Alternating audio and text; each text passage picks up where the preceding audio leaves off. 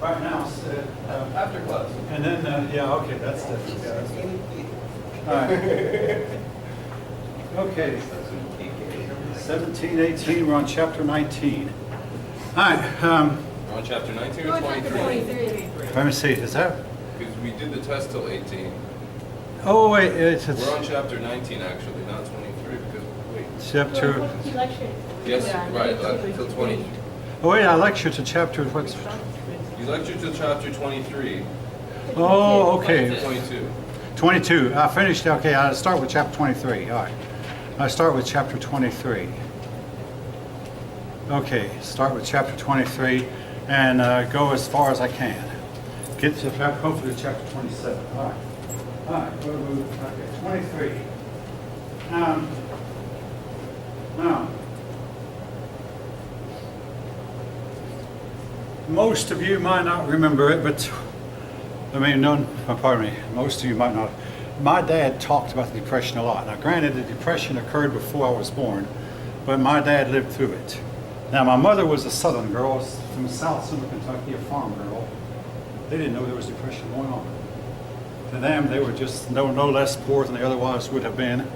My grandfather was, on my mother's side, was a dirt farmer. Anyway, the period of the 1920s was called the Roaring Twenties. It was a period of seeming prosperity. However, two types of people were not prospering: your farmer and your ordinary factory worker. These people were not doing as well. But anyway, the Roaring Twenties. Now, here is, some of you might take this the wrong way, but I'm going to say it anyway. Women were given the right to vote in 1919. And instead of becoming active in politics, a lot of these girls became, I'll call them, became like what you might call a somewhat liberated woman. They started smoking tobacco. They started wearing short dresses. They became dance girls called flappers. And they went into the beer halls and they would dance to entertain the men. And this was, and a lot of persons said, is this what we gave you women the right to vote for you to do? No, they bobbed their hair, cut their hair short, wear the short dresses, and in general, their whole attitude about a lot of things changed. But they did not seemingly take much interest in politics. Anyway, the Roaring Twenties was a time of seeming prosperity, except for a few people who didn't. During this time, we had two presidents, Warren Harding and Calvin Coolidge. The next president after Calvin Coolidge was Herbert Hoover. I'm going to write him down. Ironically, when Hoover was elected president, his inaugural address, I want to quote it: "We will have 2 cars in every garage. There will be 2 chickens in every pot. The poorhouse is vanishing from among us. We're about to see the day when poverty will be wiped out and will no longer be seen in our midst." He said that when he took office? He took office in April. That's the president that took off April. 6 months later, late in October, we had the worst depression we ever had. And it came back kind of home. Oh, 6 months back. Yeah, see, yeah, from April to August, wait, from April to October, 6 months. Yeah, October 29th. Okay, I want to talk about the Depression a little bit. What caused it? We may never know, but one thing your book suggests that may have been a big cause was your factories, your businessmen, when they would make a profit, instead of paying the profit to their shareholders as dividends or to their workers as wages, they would use the money from the profits to expand their business. So your automobile companies kept producing more automobiles, but not paying the workers more. Your shoe factories kept producing more shoes, but again, not paying dividends to the shareholders. What this eventually led to was your ordinary people could not afford to buy this stuff, and number 2, it led to, there came a time when there was more product out there than people could sell. Now, Herbert Hoover has one thing in common with Donald Trump. Both men were businessmen. Now, when I was in high school, 11th grade, taking American history, Mr. McGuire was his name. Our teacher said, "We have never had another businessman president since." That was true until 2 years ago, when we finally elected another businessman. But Hoover was the only businessman who was a president until Donald Trump. Donald Trump's Only two presidents were So we've now had two presidents who are businessmen. And a lot of people have compared Hoover to Trump. Like, for instance, the stock market would waver a bit. Now, unlike other depressions, this depression was largely caused by a stock market crash. The stock market, of course, is a matter of if more people want to buy than sell, the market goes up. If more people want to sell than buy, the market goes down. But the market seemed to go up and up and up and up and up, and there seemed to be no end in sight. Now, folk, if you're ever in a market, and the market has done this for the last 5 or 6 months, what should you do? Anybody know? The market's just been going crazy. bull market. Yeah, but it's called a bull market. But what should you do as an investor if you've been in it this long? Get out. Consider getting out. Yeah, get out. Get out. Because inevitably, folk, inevitably, it's going to, let's say the market actually is worth this, but it's selling at this, and every people will, hey, it's overpriced, and there'll be what is called a correction.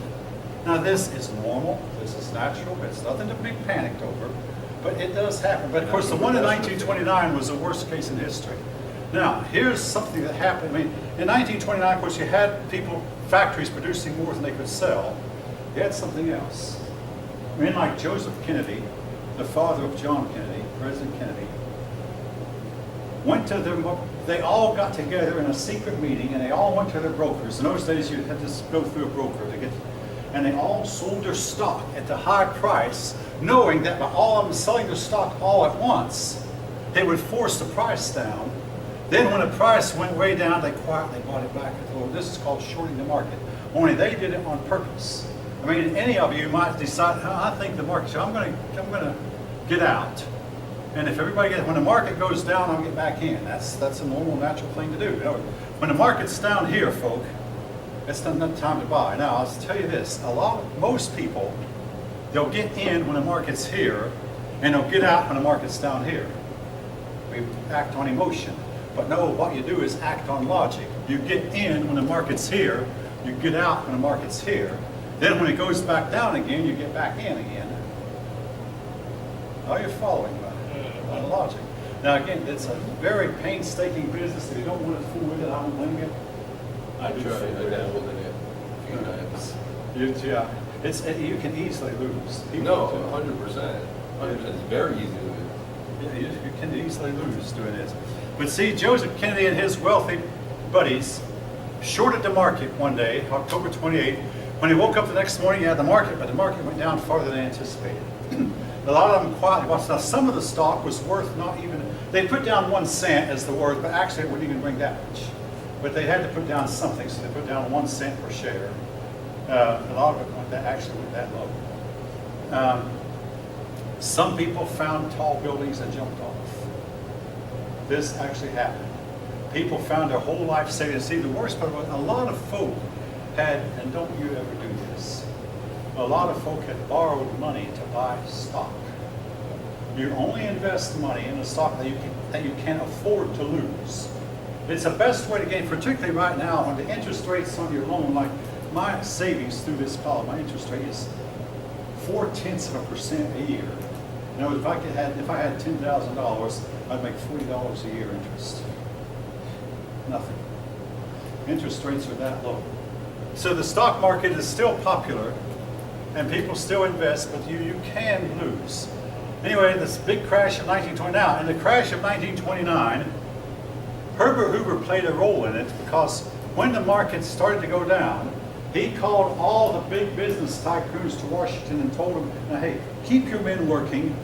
Even though you can't sell your product, keep the men working. This was the worst thing. He should have told the business leaders, lay the men off, because if you keep them working, they're going to produce more than, I mean, the gap between what they can sell and what you can produce is going to be too great. So he told them to keep working, which was the worst thing that he could have told them. So the men, and I say men because it was most of the factory workers back then were men. The factory workers kept working, and they kept producing, And there came a big glut of products that couldn't be sold, and this made the Depression much worse than it would have been when it finally hit. Banks, a lot of them went under. Businesses folded up. And my brother once rented part of a mansion one time in Greenville, South Carolina. The man who had owned the mansion had borrowed the money to build it from the bank.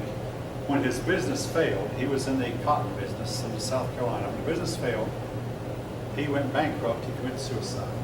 And my brother showed me that this is the room where they say he killed himself and hung himself. Again, a lot of the rich tycoons did that because they knew that they didn't feel like they could ever recover. Anyway, the big crash led to a big depression. Men, a lot of grown men would just simply sit on the street corners and cry. And a lot of the men felt like, I can't support my children are not worthy of me, they're worthy of a better daddy. And they would take off and become hobos. This was the hobos of the 30s. A lot of men who did work, they had to take a big pay cut. They'd get their paycheck on Friday, they'd look at their paycheck, and they'd think of the size of their bills, and the bills were more than their paycheck could cover, and they'd stop at your local saloon on the way home and drink all the money down and come home flat broke. This actually happened to a lot of them. And then they would feel even worse about it when they got sober. Oh, I blew all my money on liquor. Now I don't have anything to feed my family with. Well, they'd already drunk that down. This actually happened to a lot of folk. I've read a lot of books about it. It was a terrible time, all right. And I remember watching a TV show one time where this man was telling his daughter, I tell you, there really was a depression. You don't remember it? I don't know if you heard me, but you didn't go through it, but there really was a depression. And anyway, now, Herbert Hoover got the blame for it. Whether or not he was the real cause of it or not, I don't know. I must. These are the girls, the dance girls of the 20s. I meant to write that down. Anyway, they were sometimes called flappers. All right. Now, in the meantime, in Germany, we thought we had it bad. In Germany, things were worse. Well, yeah, a lot of people now during the Depression would load everything they owned in their car and load down their car top and bottom and sides even, and travel someplace hoping to find work somewhere else. There was no work to be found, but they were hoping somewhere they could find work. And the worst part was the Depression was to last for years. 1929, the end of 1920, 1930, 31, 32, 33, 34, 35, 36, 37, 38, 39, 40, 11 years. It ended in 1942. Actually 12 years. It lasted 12 years to end in 1942. How did it end? It ended with World War II. With in a wartime, everybody worked. What happened? Ending when World War II ended? Not with the No, start? it ended when World War II began. That's September 1939. Yeah, okay, but we were not in it. Oh. In 1939, let me we tell got you, into it. in 1939, our depression got even worse. We had what's called a depression within a depression. And I'll tell you what I think why the depression did not get any better. Now, Herbert Hoover lasted for being served out his 4 years, and a man named Franklin Roosevelt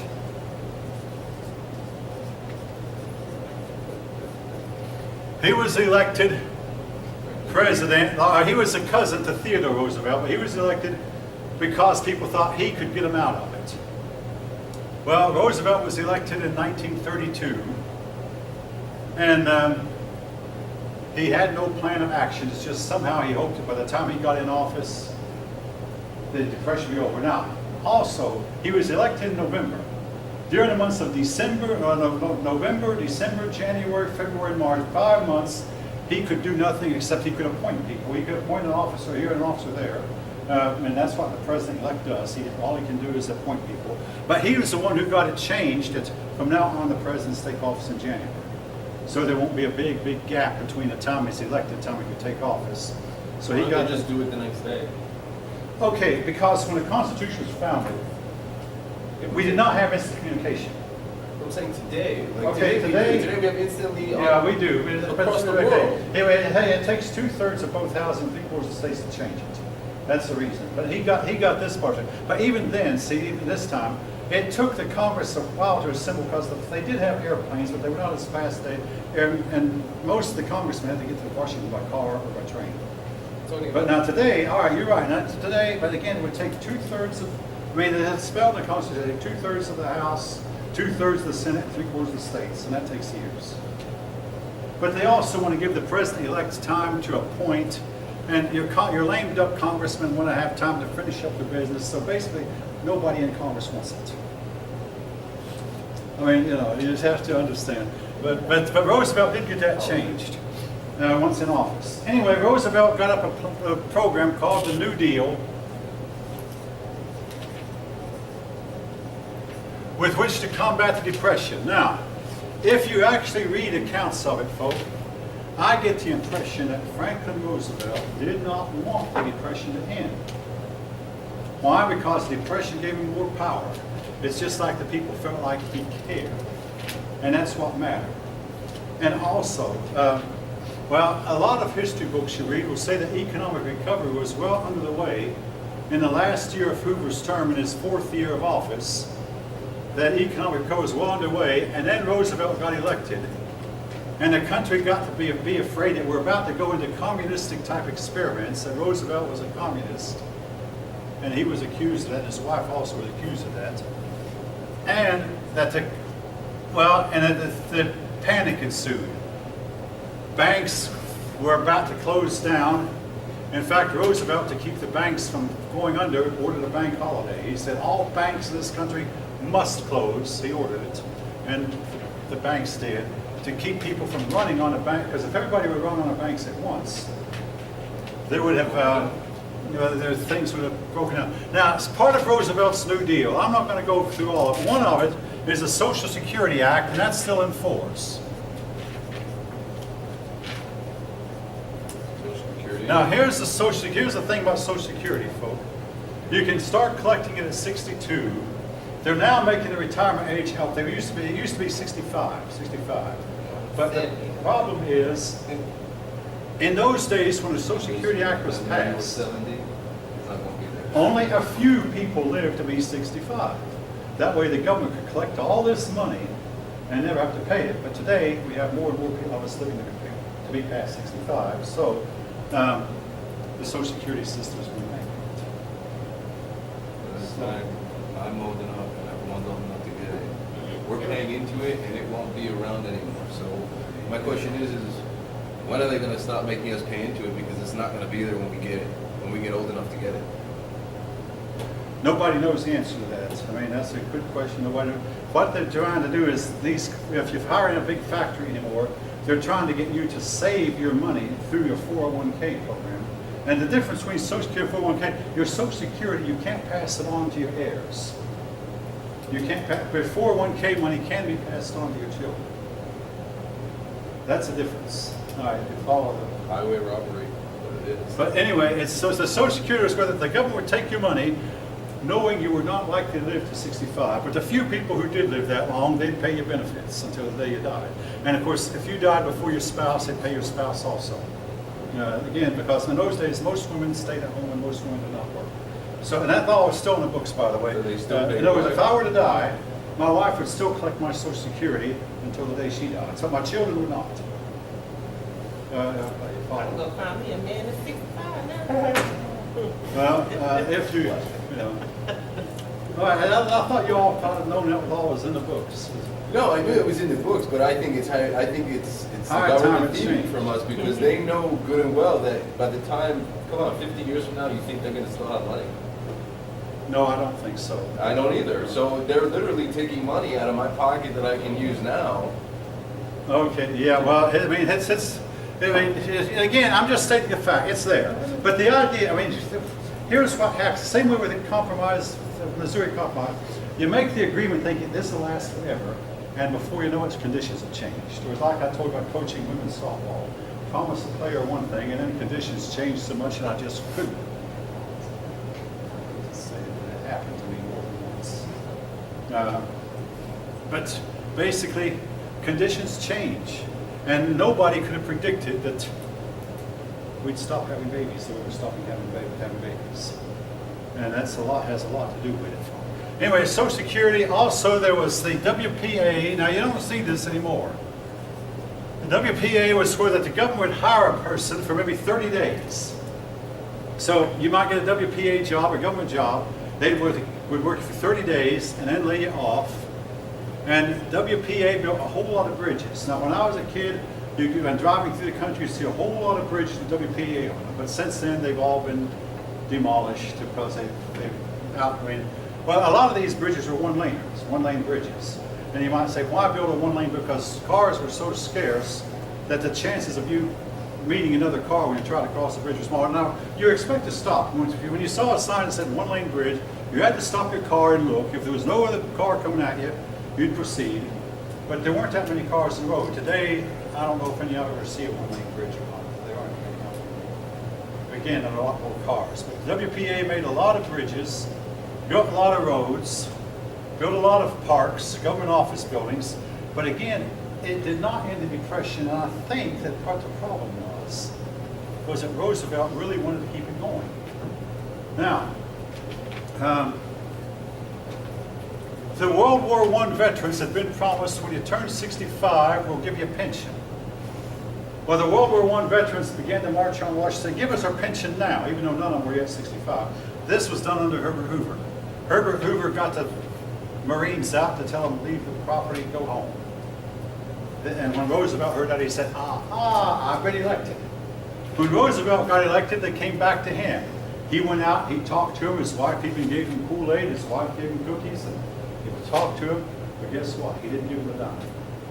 But at least he made it look like he cared about him. He said, well, you know, the government doesn't have, when you turn 65, knowing that most of them would not live to turn 65. See, that was the idea.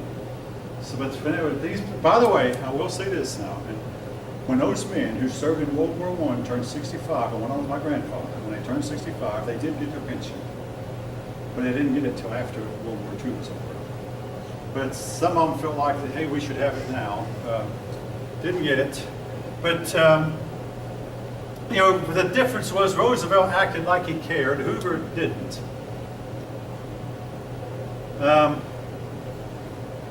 Now, the Depression went on and on. In the meantime, a man named Keynes wrote a book. Now, that name is not spelled the way it sounds. His name is, I believe, I'm pretty sure it's pronounced Keynes. John Maynard Keynes. All right, he said, here's a solution to the problem. He said, when depression strikes, it's up to the government to get out. What the government ought to do is spend like crazy, spend their way out of depression. Now, where did the government get its money? Well, no, the government should lower taxes. Now, catch this. Did I just say the government should lower taxes and spend like crazy? Then guess what? That meant the government should borrow like everything, but spend its way out of depression. Or the government should spend money building bridges, building roads, building capitol buildings, building parks, building anything that can be built by the government. What does WPA stand for? Works Progress Administration. Yeah. Anyway, John Maynard Keynes' idea, and then he said, but now once the depression is over, once everybody's working again, then the government can raise taxes and get back the money it just spent. Okay, here's the problem with it.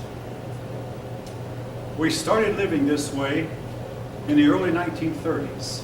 It's now 2018, and guess what? The crisis has never ended. The government is still spending more money than it's taking in. And still spending more money than it's taking in. And still going deeper and deeper in debt. We're going deeper and deeper in debt. No, this is what Keynes did not tell us, did not realize.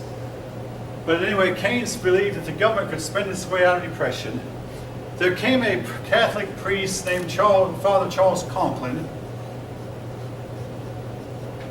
Father Conklin advocated taking taking the wealth from the rich people who had more than they needed and redistributing among the poor and making all income equal. Huh? Like a modern day Robin Hood. Yeah, oh yeah, yes. I'll tell you that again. Father Conklin got a lot, you can compare him to the Rush number. He was a radio talk show man. He would get on the radio for 30 minutes a day and espouse they didn't have telephones as much as we do now, and only the rich had them. So it was not, unlike Rush Limbaugh, it was not a call-in. It was not a talk show. But he would get on and he'd talk for 30 minutes a day, and people would listen to him. If Father Conklin's on, they'd stop what they were doing and listen to Father Conklin. Now, but here's where Conklin finally went really wrong. He was an admirer of Adolf Hitler, because Adolf Hitler was doing, and he was an admirer of Mussolini. And then, you all know, the United States went to war against Hitler and Mussolini. And Conklin was left very unpopular out in the cold. He never recovered. I mean, out in the cold, figuratively speaking. And he never recovered. But he was a Nazi, and all of a sudden we went to war against the Nazis. And he was left, oh boy, the people he admired most are now our enemies, and guess what? He's become our enemy too. I have a question. Why did it take the U.S. government 3 years to enter a war knowing that people were being rounded up like cattle and slaughtered? I'm going to get to that. I promise I will. I'll get to that. The war. Why 3 years? I mean, I'm in this. Well, the war is the next chapter. I'm in the Depression chapter. Now, Adolf Hitler, in the meantime, was using the Depression to take over Germany, and a lot of dictators were taking over. In other words, Hitler took over Germany, Tito took over Japan, Franco took over Spain, Stalin took over Soviet Union, and Mussolini took over Italy, and the dictatorships were running rampant, and a lot of people believed that Roosevelt might be a dictator, or might become a dictator. Anyway, now,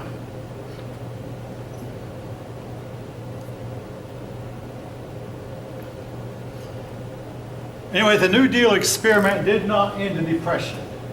And I think that really Roosevelt didn't want to. The New Deal experiment finally, well, they tried, but it didn't end it. And I'll tell you what I really believe the problem was.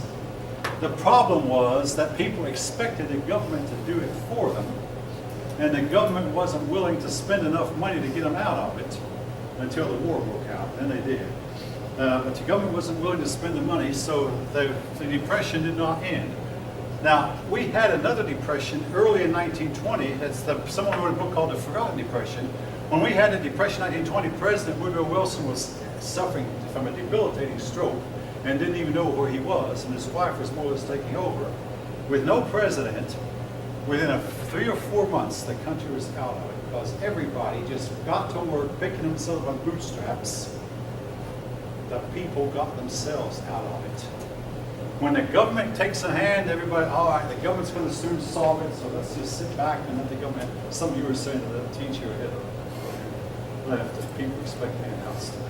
So what you know about Conklin, he advocated, he got on the radio, like Rush Limbaugh. He was not a talk show because he didn't have a phone, but he advocated taking the money from the rich and giving everybody, basically the money should take all the money and redistribute it evenly among everybody. You might not be aware, but there's a place in California that's guaranteeing everybody gets $500 a month. What's Conklin's first name? Huh? What's Conklin's first name? Charles Conklin. Charles Conklin, yeah, Charles. But he fell out of favor. Now, anyway, the Depression went on, and at times it got a little bit better, and at times it got a little bit worse. I'm going to move on, though. In the meantime, like I say, Hitler was rising to power, and Mussolini was rising to power. Then, we come to the next chapter, World War II. Now, to answer the question you just asked, Sinai, why did it take the United States 3 years? Because when the war broke out in Europe in 1939, the American House and Senate got together and they were elected, and the people said to them, make sure we don't get involved in this one. Now, why? Because a man named Mr. Nye had published a report called the Nye Report. But at this point, they knew that the Jews were being rounded up. And Okay, like I'm saying, like they knew, like if you know that, like today's day and age, you're it going to let depends that. on what you call knowing. The fact of the matter is, It wasn't in the paper. it was not. No, it was not. Here's what happened. A lot of Jews escaped the camps. They go to a reporter and tell it, and the reporter would not publish it. They said we can't. Here's time, my wife works for the news, and I work for a radio station, and I can understand. You have to be careful what you say. If you start publishing a while, people are being thrown in the gas chambers. But that was the truth. It might have been, never mind how true it was. Never mind how true it was. They didn't publish it. And most people did not know. Now, it's believed that President Roosevelt did know. Now, men like Albert Einstein, he got out. He was a Jew, but